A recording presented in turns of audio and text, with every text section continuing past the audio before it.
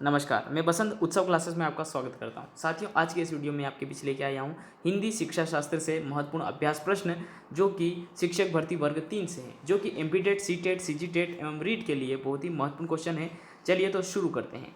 भाषा का मुख्य कौशल है। अब साथियों, भाषा के मुख्य कौशल कितने प्रकार के होते हैं? 4 प्रकार के भाषा के मुख्य कौशल होते हैं। तो लिखना, सुनना, पढ़ना और बोलना, ये सभी जो है भाषा के मुख्य कौशल हैं। अब हम किसी भी भाषा को सीखते हैं तो सबसे पहला क्रम जो होता है, क्रम भी पूछा जाता है साथियों कि भाषाई विकास का सही क्रम क्या है। तो ये ध्यान में रखिएगा आप, सबसे पहले कोई भी बालक किसी भाषा को सुनता है, उसके बाद वह बोलता है। बिना सुने हम किसी भाषा को नहीं बोल सकते हैं। उसके बाद हम पढ़ना सीखते हैं और अंत में हम लिखना सीखते हैं। ये भाषाई विकास का सही क्रम होता है।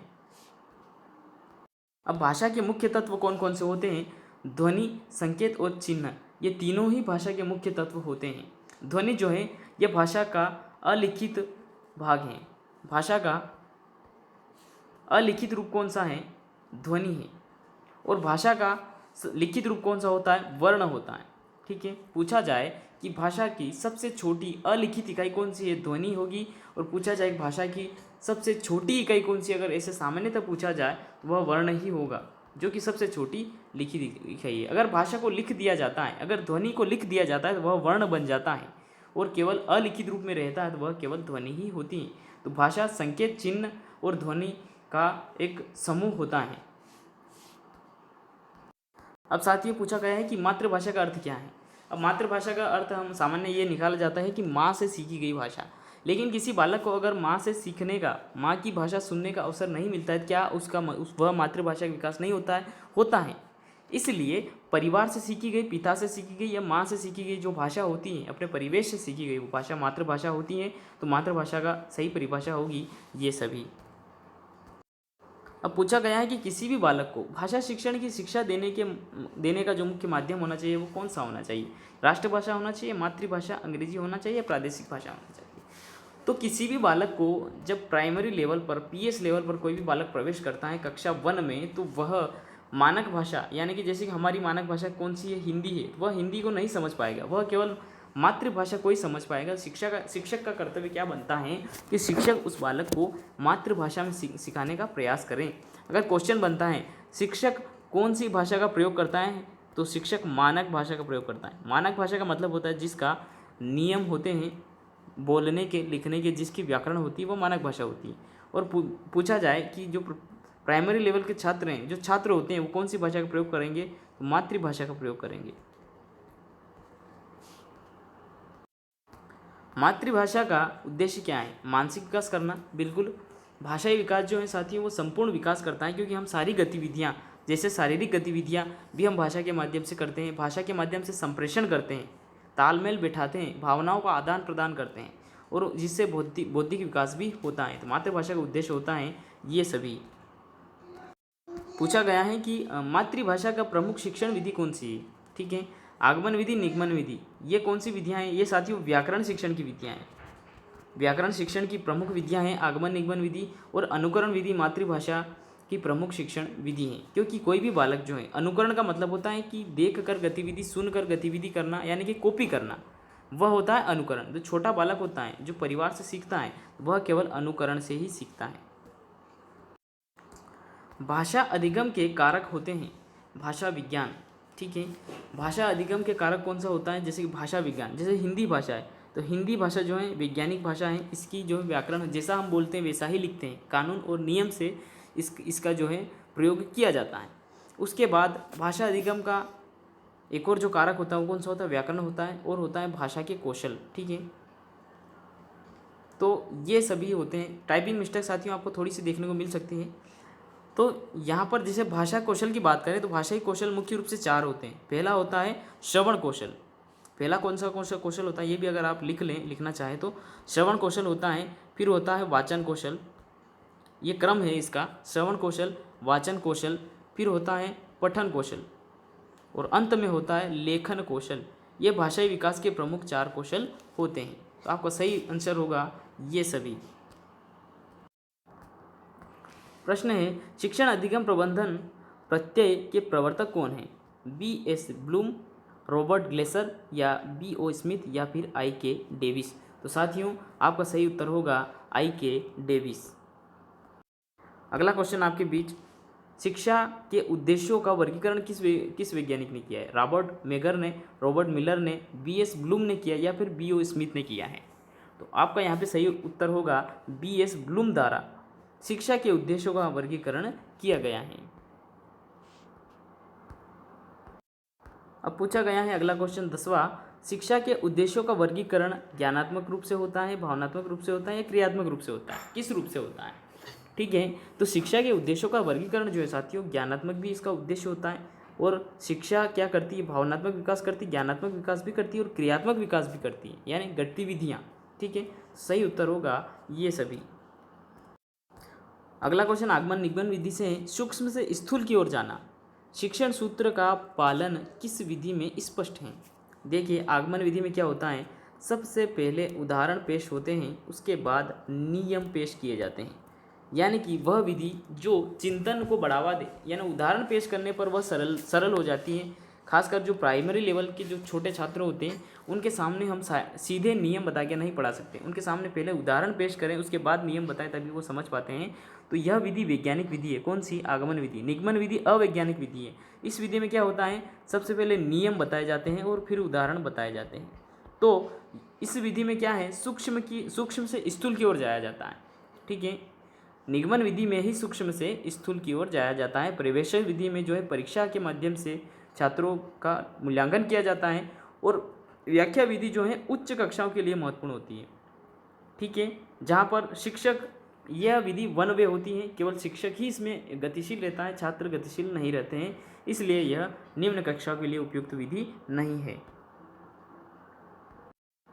अब पूछा गया है कि प्रयोगशाला में कार्य करते समय विद्यार्थी किस विधि का अनुसरण करते हैं? किसी प्रयोगशाला में अगर कोई बालक हैं तो उसको सीधे अगर नियम बता दिए जाए तो वह कहीं न कहीं समझने में उसको दिक्कत हो सकती है। तो ऐसी कंडीशन में आगमन विधि ही उसके लिए उपयोगी है, जिसमें सबसे पहले उसको उदाहरण दे के समझाया जाता है। तो सही उत्तर होगा आगमन विधि। प्राथमिक कक्षाओं के विद्यार्थियों के लिए कौन सी विधि जो है उत्तम विधि मानी जाती है? व्याख्या विधि, समस्या समाधान विधि, आगमन विधि, निगमन विधि। अभी बात की मैंने कि आगमन विधि जो है सरल विधि है, मनोवैज्ञानिक विधि होती है, जिसमें पहले उदाहरण पेश होते हैं जो कि छात्रों को आसानी से समझ में आ जाते हैं। अब उदाहरण कैसे होने चाहिए? छात्रों के परिवेश से संबंधित होने चाहिए। अगर ऐसे उदाहरण दिए जाए जो कि ऐसी वस्तु के बारे में बता दिया जाए जो बालक ने कभी देखी नहीं, तो वह बालक समझने में उसको दिक्कत होगी, कठिनाई होगी। इसलिए उदाहरण भी वही होने चाहिए जो बालक के परिवेश से संबंधित हो। गद्य शिक्षण साहित्य का मुख्य प्रकार या स्वरूप है। ठीक है, सृजनात्मक गद्य, वर्णनात्मक गद्य, भावनात्मक गद्य या ये सभी। तो गद्य शिक्षण साहित्य का मुख्य प्रकार जो है साथियों, वह है सृजनात्मक गद्य। गद्य शिक्षण की विधियां कौन कौन सी होती है, ये पूछा गया है। उद्बोधन विधि भी गद्य शिक्षण की विधि है, प्रवचन विधि और स्पष्टीकरण विधि। ये तीनों विधियां जो बताई गई, ये सभी की सभी विधियां गद्य शिक्षण की मुख्य विधियां मानी जाती हैं, इसलिए ये सही होगा। ये सभी उद्बोधन, किसी बात को सीधा जो शिक्षक द्वारा उद्बोधन के माध्यम से प्रस्तुत करना, ठीक है, जिसमें शिक्षक जो है छात्रों की सहायता से एवं छात्रों से, मतलब इसमें क्या होता है कि छात्रों की सहभागिता होती है, छात्रों की सहभागिता उद्बोधन में।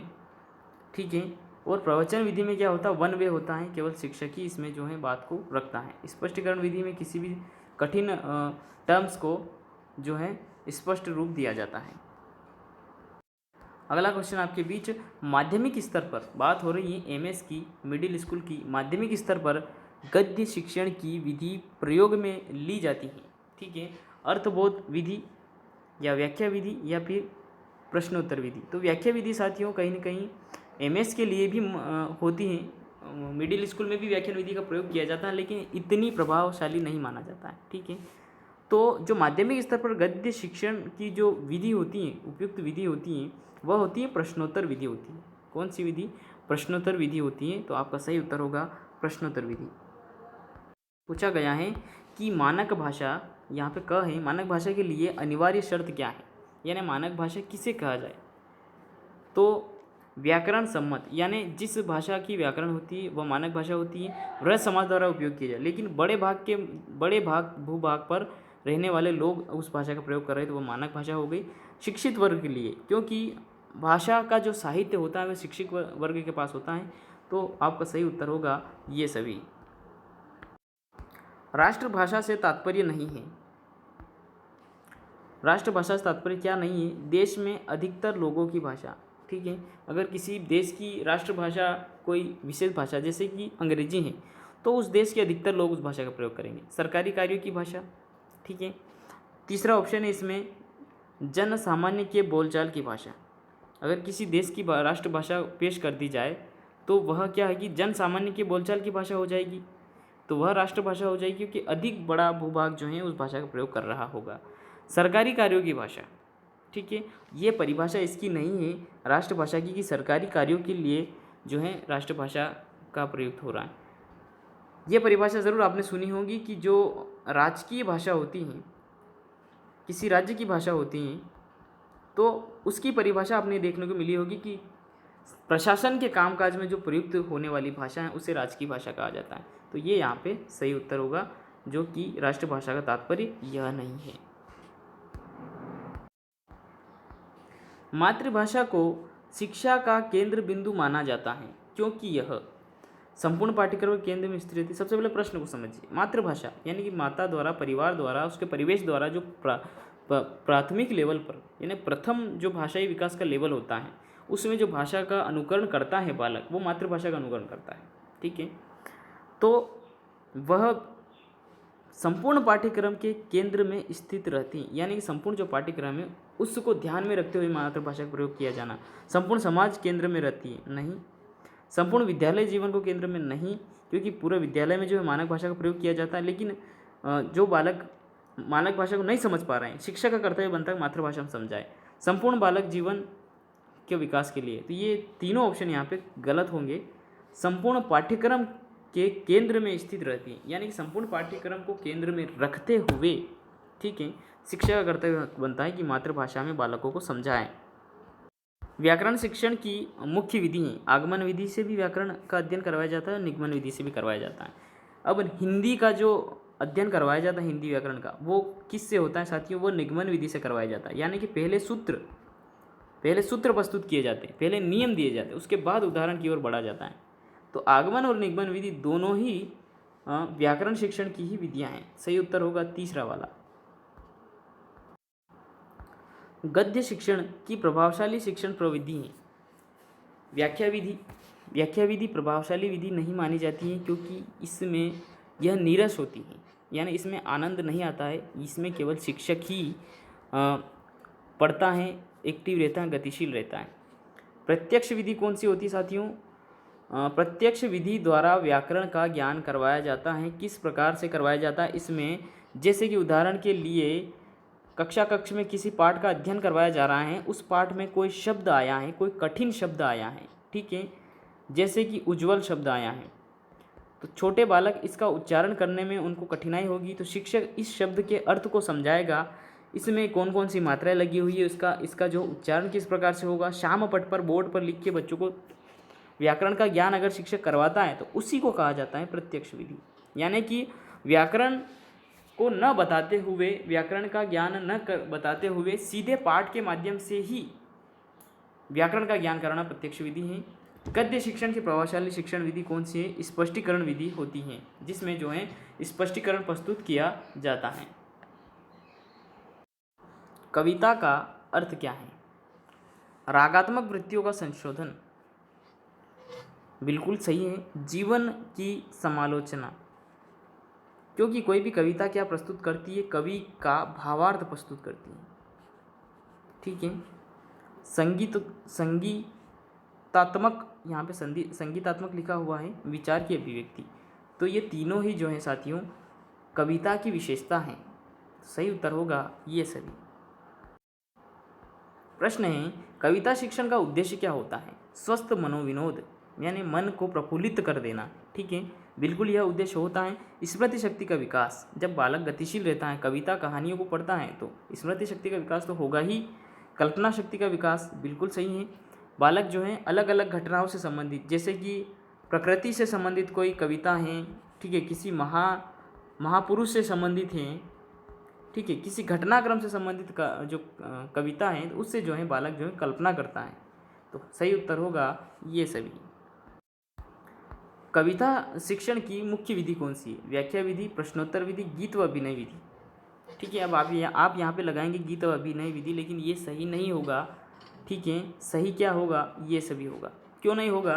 क्योंकि अगर यहाँ पर पूछा जाता है कि सबसे प्रभावी विधि कौन सी है, कविता शिक्षण की सबसे प्रभावी विधि कौन सी है, तो आप बताते गीत प्रणाली या फिर अभिनय प्रणाली। अब कविता शिक्षण व्याख्या विधि से भी और प्रश्नोत्तर विधि से भी करवाया जाता है, जो कि उच्च कक्षाओं में करवाया जाता है। व्याकरण शिक्षण का उद्देश्य नहीं है ज्ञान की प्राप्ति करवाना होता है, कौशल विकसित करना भाषाई कौशल होता है, और ज्ञानोपयोग यानी ज्ञान के लिए उपयोगी हो। मनोरंजन करवाना इसका उद्देश्य नहीं होता है। कहानी और कविता का उद्देश्य होता है मनोरंजन करवाना। ठीक है, व्याकरण का यह उद्देश्य नहीं होता है। व्याकरण शिक्षण की प्रवृत्ति कैसी होती है? साहित्यिक प्रवृत्ति भी होती है और व्यवहारिक प्रवृत्ति भी होती है, यानी व्याकरण में साहित्य की झलक भी होती है और व्यवहारिकता भी प्रस्तुत की जाती है। तो उत्तर होगा ए एवं बी। भाषा शिक्षण का मूल आधार क्या है? ठीक है, भाषा शिक्षण का मूल आधार होता है मौखिक, हम बोल रहे हैं तो किसी भाषा का स्वरूप है, और लिखित। ठीक है, ध्वनि भाषा का मौखिक स्वरूप है और वर्ण ध्वनि का भाषा का लिखित स्वरूप होता है। ध्वनि और वर्णों से ही जो है सभी पूरी भाषा का जो है विकास होता है, यानी कि ध्वनि को लिख दिया जाए तो वह वर्ण बन जाता है। सही उत्तर होगा ये दोनों। देखो और लिखो शिक्षण विधि प्रयुक्त करते हैं मौखिक रचना जो होती है साथियों, वो हम सुनकर, किसी व्यक्ति द्वारा बोली गई रचना को हम सुनकर लिखते हैं। ठीक है, सुनकर लिखना क्या होती है? मौखिक रचना होती है। ठीक है, सुनकर लिखना मौखिक रचना होती है। निबंध रचना जो होती है वो सेल्फ कॉन्सेप्ट से, सेल्फ चिंतन से हम उसी घटना को लिख सकते हैं जो हमने कहीं देखी है, उस घटना पर हम निबंध लिख सकते हैं। शुद्ध अभिव्यक्ति, अब शुद्ध अभिव्यक्ति क्या होती है? अभिव्यक्ति हर व्यक्ति करता है। ठीक है, लिखित रूप से भी करता है और मौखिक रूप से भी करता है। तो देखो और लिखो शिक्षण विधि प्रयुक्त करते हैं। तो निबंध की जो रचना है इसमें देखो और लिखो की जो विधि है वो प्रयुक्त होती है। द्वितीय भाषा शिक्षण की विधियां हैं। द्वितीय भाषा मतलब जैसे कि हमारी दूसरी भाषा हम अंग्रेजी को रखते हैं।